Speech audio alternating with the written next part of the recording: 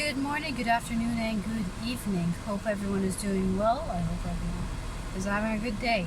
Um, Today, let's talk about adaptability and the notion that we need to adapt in order to be able to. Just one second. The notion that we need to adapt, and the notion that we should adapt to whatever the situation we have in context. Yesterday I had a video on LinkedIn that I was talking about HR, and I was talking about a little bit about how HR seem to have forgotten, at least in the country that I mentioned, seem to have forgotten what HR is, and seem to have forgotten what we do as HR, and became basically a cog in the mechanics of like business. And during the conversations and engagement, it's both like mostly privately, a friend of mine was like, well, you kind of have to adapt. This is how reality is, and you're gonna have to adapt to it.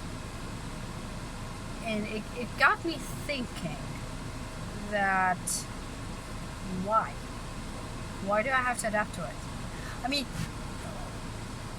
let's break down adapting and what adapting is. Adapting is two things. There are two reasons why you adapt to a certain situation. One is you have no choice, so you have to adapt to it, and that tends to have a negative connotation to it.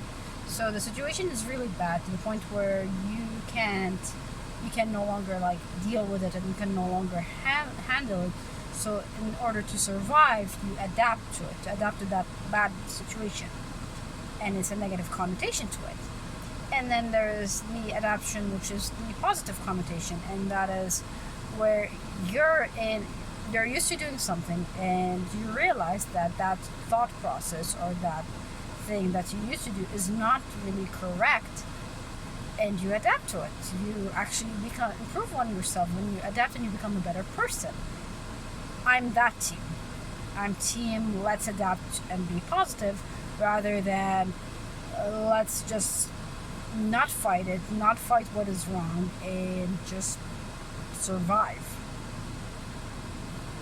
Now I'm privileged. I know that. I have privileges that I am well aware of it. I have a lot of conversations that I can do it, and in another private one was like, well, if you're not happy, why don't you just leave? And in that case, I was like, well, sometimes you can't just leave because it's pretty much your home country. So how are you gonna leave your home country? It makes no sense. So the other option is to literally try and change it. Now, in order to change, you have to change yourself. This is a more strong one. We all agree to that you have to change yourself in order to be able to be, like, if you want to be changed and you want to see change, you have to be that change that you want to see. So if you want to be a better person, you have to improve yourself, and you have to learn to let go of some negativity. If there's a lot of negative situation, you have to learn how to like tweak it to where you don't have to listen to it, or you don't have to deal with it, and you just have to like block it sometime. And if you can do something about it and you can change it, then actively try and change it. So why is it important to talk about that, and why is it important to give you that context, is because the situation that I was talking about with the adaptability is the negative one. So context, so more about background is I was talking about how HR became, like I said, a cog in the mechanism of the business, and how certain companies are like, they ride a certain trend, whatever the trend is, be it positive or negative, they ride it, and then they don't do with what they say. And I was talking more about the Abrahamic religion, and about how certain countries are like, their Abrahamic religion is Islam, so they're Islamic, they're Muslim, and yet their job descriptions have nothing to do with the majority, which is the Muslims, including they require people who are like, one of the things in Islam is the hijab, or the veil. Of course, there are different types of veils. We're not going to go into that one. It's a whole different thing, and there are Islamic scholars who could talk about it more than I could. But there are certain companies that say we don't hire male people, we don't hire females, we just want males only, or we want females only, and we want females, and I quote, for partying reasons, so that they can party around and they can enjoy this one, and they can have fun with the customers. And I'm like, the way you say it doesn't sound appropriate, and I'm gonna go with good intentions that you mean by that they go out, like have, like, you know how like we have business dinners and business lunches, so that's probably what you're looking for. Like I said, the way they say it, and it sounds better in English, trust me. The Arabic version of it just sounds really bad. So I'm glad, this is one of the cases where I'm glad the translation doesn't go through, because like I said, the word they use in Arabic is just the connotation of it is not good. So anyways, but yeah, so how could you be a pro-Islamic person and a pro-Muslim country, well, pro-Muslim everything, and about female empowerment, and you have to be happy with who you are and what you choose to be and what you need to do, and yet at the same time your job descriptions clearly state a whole different culture. So, and there was like many things like that. So I was told to adapt to it, and I was like, no, why should we adapt to it? Why should we adapt to why should I advocate for adaptation for a certain country like that, where the message that it gives out and the actions that it give out are two different things. Not only that, but also the other thing is, I always think about my kids whenever I do these conversations or I talk these conversations. I know the consequences of the conversation. Some of the conversations are uncomfortable to talk about, because why should I talk about it? Why do I need to talk about it? And why is it important to talk about it? Because of yada yada yada yada. But then I have to think about my kids. And if I'm gonna have to deal with the consequences of going against the current, at least I give a much better chance for my children when they grow older to at least have a little bit more push to go upstreams more, or to go against the currents further, because I just gave them like a little bit of a barrier so that they can move forward, and then they can continue on to their generation, and the generation that's coming up, the Gen Zers, as ironically they're being called the Gen Zers. They're pretty much have the foundation to continue this rebellious nature of my generation and the generation that is after me. My generation, the generation that is before me. The Gen Xers and the Gen Yers. Especially the Gen Xers, because they're sassy. Like the Gen Xers, those that I know of them who are Gen Xers are sassy. They're like, I ain't gonna like sit down lying down. I'm not gonna lie down without a fight, and I'm gonna fight it if I have to. And they're the unsung parents of Gen Zers. They're the unsung parents of literally like the Gen Zers, because of the foundation of the Gen Xers.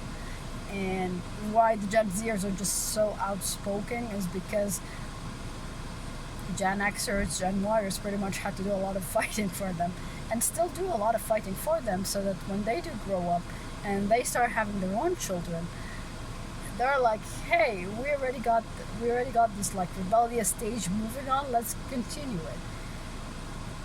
And if we look at history and look at adaptability, this is why I find it fascinating, is if you look at history, if you truly look at history, the first like major fighting, or major like rebellious against the status quo, actually comes from the boomers. They were like, their generation was just like, okay, we're going to start working, we're going to make sure that we have enough money so that our children, the next generations, the generations that are after them, will be able to survive, so they never have to worry about like monetary and financial problems. The generation after them pretty much went like, okay, good, we have like this luxury, this life, a lot of like not, because boomers were so fixed on like not having their kids suffer as much as they did, so their kids pretty much grew up. Again, these are like generalizations and like a lot of the majority. So like if that's not the case with certain people, totally understandable, and everyone is different, but this is kind of like the general outlookers and general things. So anyways, the generation that's after them pretty much went, you know what, we appreciate it, we like what you're saying, we are gonna live, and they lived really nicely. But then they started going like, well, why can't we have equality, why can't we have why can't women work, why can't we do this? So they started taking the torch from the boomers, continued to do that, and then Gen Xers and Gen Yers came in, and which are ironically being like lumped all together, like Gen Y, Gen X, Gen Y, and Gen Z are pretty much the millennials, as they call them, which still makes no sense. Why we're the millennials, especially most of us are like born of like 1980s. So we're not millennials. Millennials would probably be the 2000s. But anyways, long story short, and I digress. But anyway, so Gen Xers took in the thing, and Gen Xers took off. They're like, you know what? We're had it. That's where you started seeing a lot of the student loans, the problems, the financial problems started to come back again, and they're like, you know what? This whole thing is BS. We're not gonna say for those BS. We're gonna make sure that our kids learn that there are certain things that they can have, the privileges that they need to take care of, and they have certain things that they understand, and the rights and things. Gen Yers came in and they're like, okay, back off Gen X, leave us, let us get it done, and let us start like working on it more. So they started working on, and then Gen Zers were like, you know what, you did what you had to do, leave it to us. We're gonna be more outspoken, we're gonna be more rebellious, we're definitely gonna start breaking down our traditions and things like that. But the status quo still remains the same thing in the form of society's traditions and values, to the point that it makes absolutely no sense when you look at it within the normal context. And within the context, it's like, for example, like I said, a country with a majority Islamic people, like majority Islamic citizens, and the other citizens are like the other majorities with the different religions. But then most of the majority, as in like more than 99% of them, are Abrahamic religion, which does have some sort of form of veiling, some sort of form of covering, and some sort of form of modesty. And they're like, oh, we don't want that. Why? Again, why are you saying no?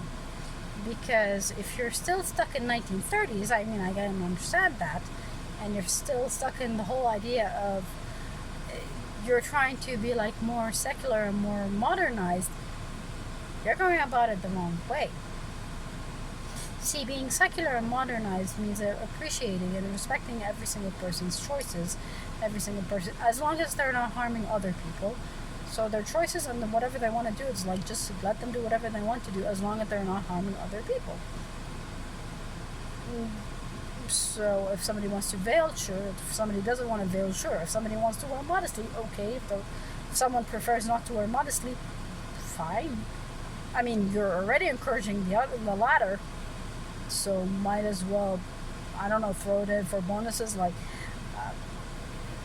And this just, like I said, I'm digressing, but it's just, you can't adapt to that.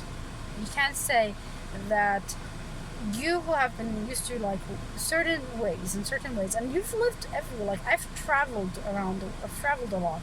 That's why I say I'm extremely privileged, because I had one of the privileges that I had is I traveled.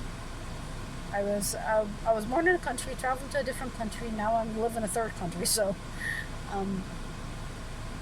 Pretty much I've seen different people, different cultures, and one of those three countries, without mentioning the country's name, is pretty much like the level of hypocrisy in the country is beyond infuriating. And I do try my best to be professional when I talk about it, because one, I know a lot of people in this country, are like this certain country that I talk about, pretty much they're used to it. They're used to seeing that there is nothing wrong with this. And one of the countries that I lived in, pretty much, like what's happening. Okay, so what's happening in the country that pretty no veil. We're gonna have three countries. So we're gonna have the no veil country, the country that I was born in, and then the third country that I traveled to. We'll just call it S. Okay, so and let's call we'll call unveiled country is U. So well, let's say V. So unveil. So V.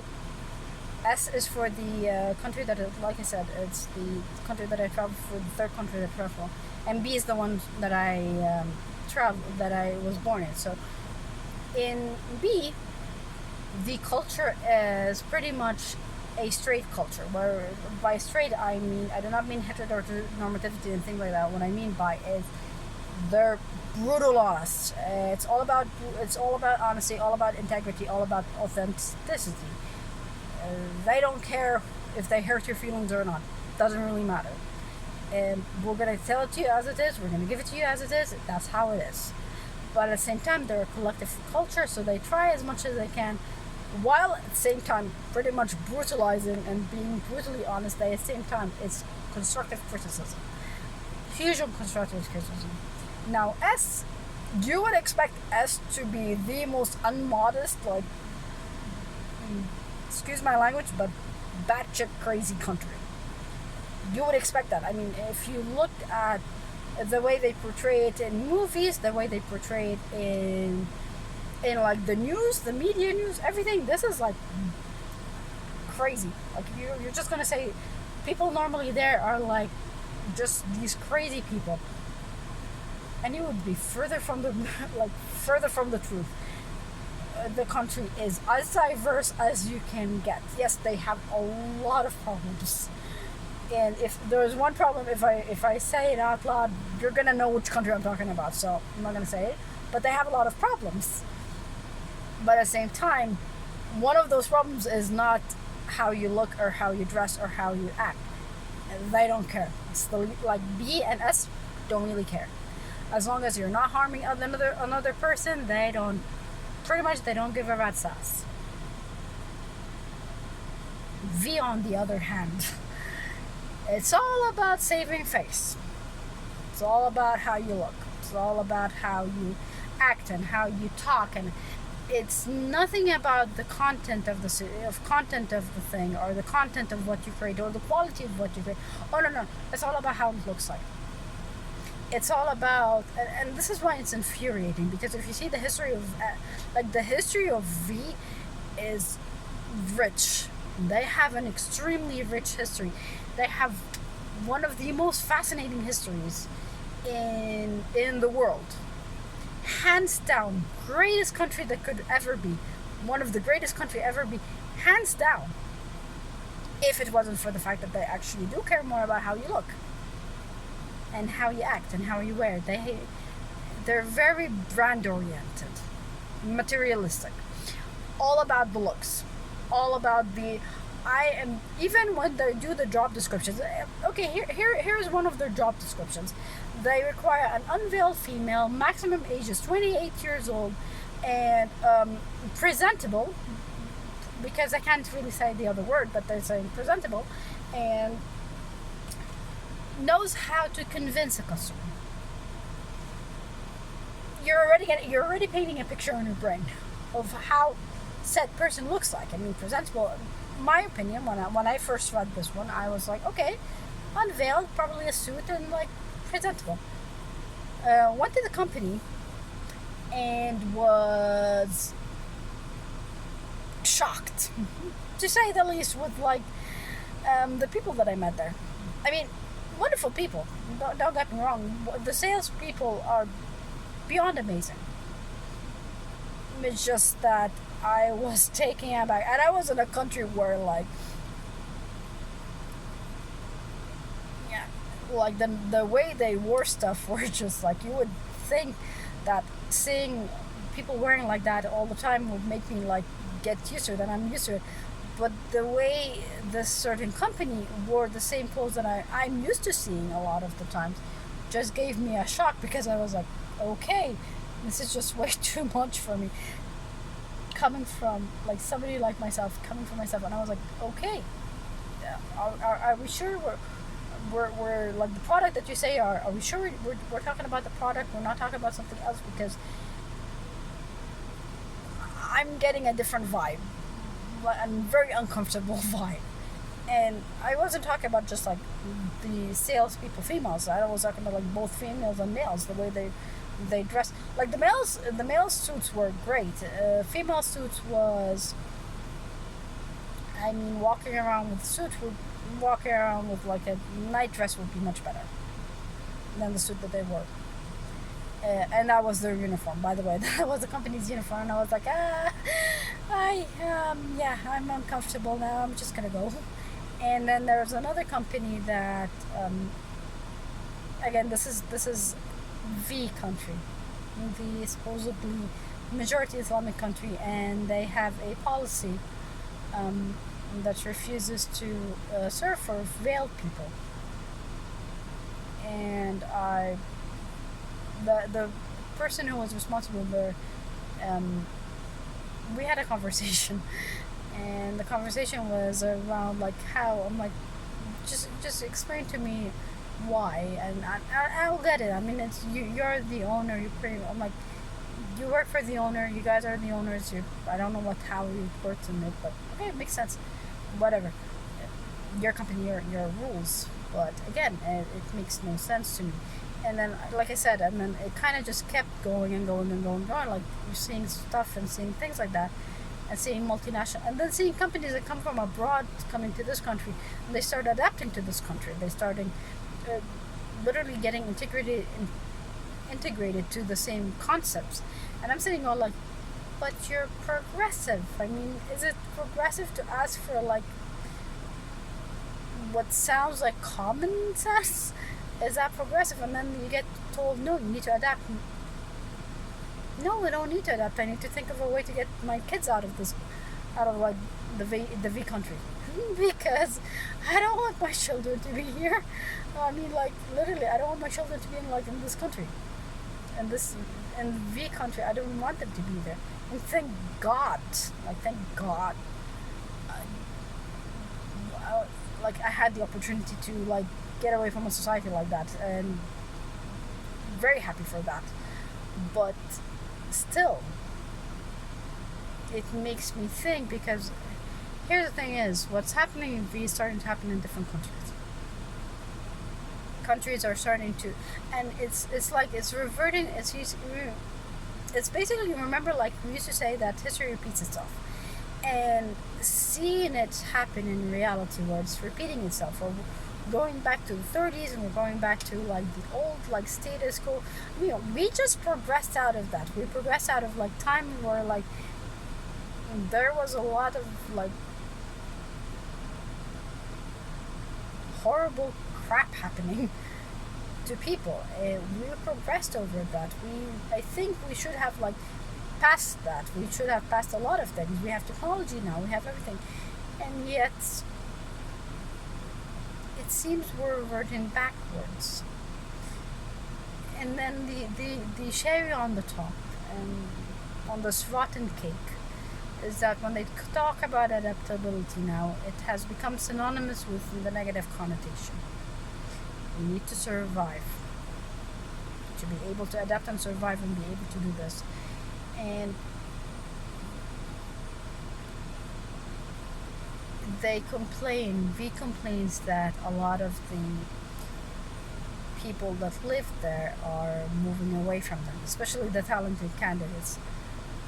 And they complain about how it's this country's or that country's problem, that they have lured and seduced the candidates to go to them. And I'm saying, no, you're pretty much opened the door for them and went like, get out.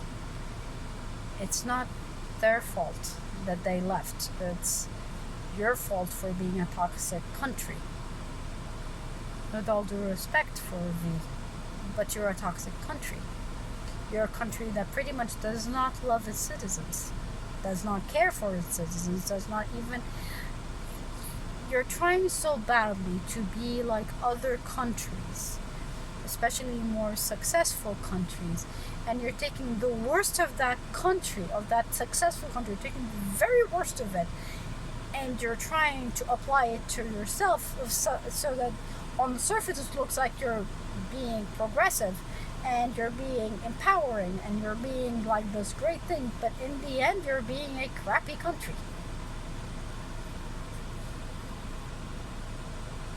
Pick yourself up, because sooner or later you're not going to have a lot of citizens. Your citizens are reaching to the point where they are illegally trying to travel abroad and going across oceans and going across water and going across things because they are sick and tired of your crap.